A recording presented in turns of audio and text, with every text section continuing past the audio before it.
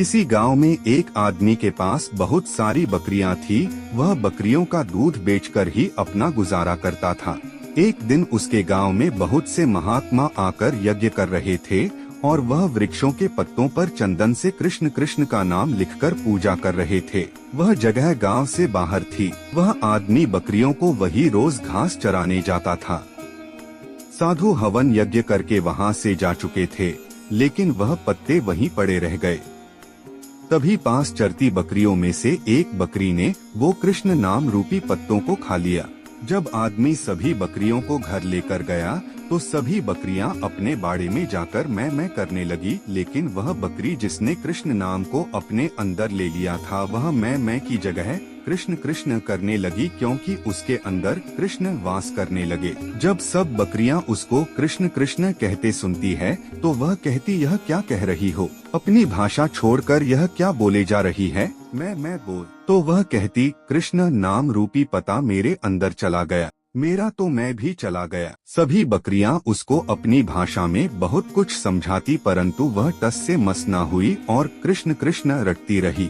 सभी बकरियों ने यह निर्णय किया कि इसको अपनी टोली से बाहर ही कर देते हैं। वह सब उसको सीग और धक्के मारकर बाड़े से बाहर निकाल देती हैं। सुबह जब मालिक आता है तो उसको बाड़े से बाहर देखता है तो उसको पकड़कर फिर अंदर कर देता है, परंतु बकरियां उसको फिर सींग मारकर बाहर कर देती हैं। मालिक को कुछ समझ नहीं आता यह सब इसकी दुश्मन क्यों हो गई। मालिक सोचता है कि जरूर इसको कोई बीमारी होगी जो सब बकरियां इसको अपने पास भी आने नहीं दे रही। तो वह सोचता है कि यह ना हो कि एक बकरी के कारण सभी बीमार पड़ जाए। वह रात को उस बकरी को जंगल में छोड़ देता है।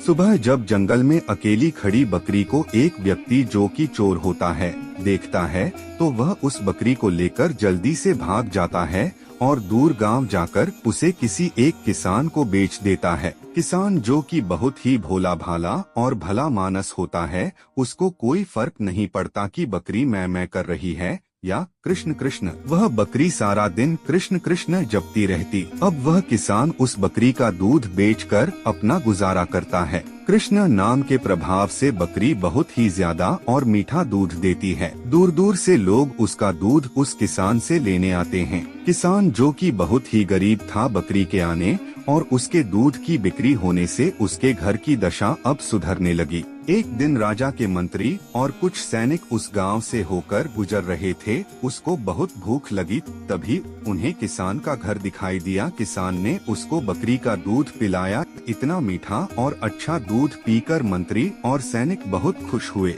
उन्होंने किसान को कहा कि हमने इससे पहले ऐसा दूध कभी नहीं पिया। किसान ने कहा, यह तो इस बकरी का दूध है जो सारा दिन कृष्ण कृष्ण करती रहती है।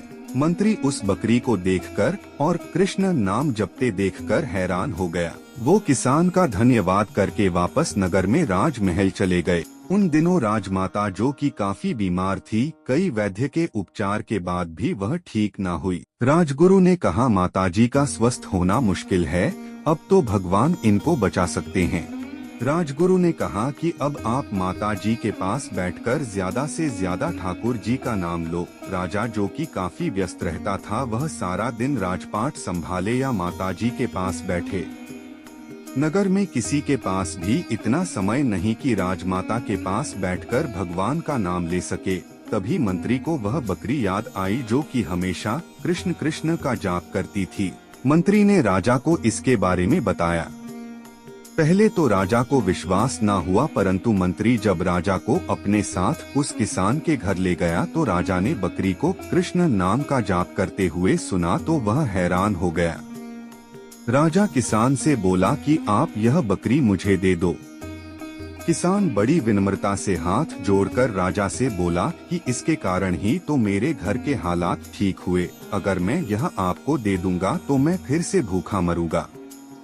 राजा ने कहा कि आप फिक्र ना करो, मैं आपको इतना धन दे दूंगा कि आपकी गरीबी दूर हो जाएगी।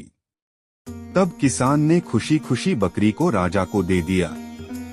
अब तो बकरी राजमहल में राजमाता के पास बैठकर निरंतर कृष्ण कृष्ण का जाप करती। कृष्ण नाम के कानों में पड़ने से और बकरी का मीठा और स्वच्छ दूध पीने से राजमाता की सेहत में सुधार होने लगा और धीरे धीरे वह बिल्कुल ठीक हो गई।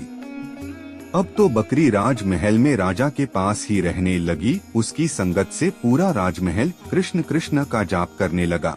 अब पूरे राजमहल और पूरे नगर में कृष्ण रूपी माहौल हो गया।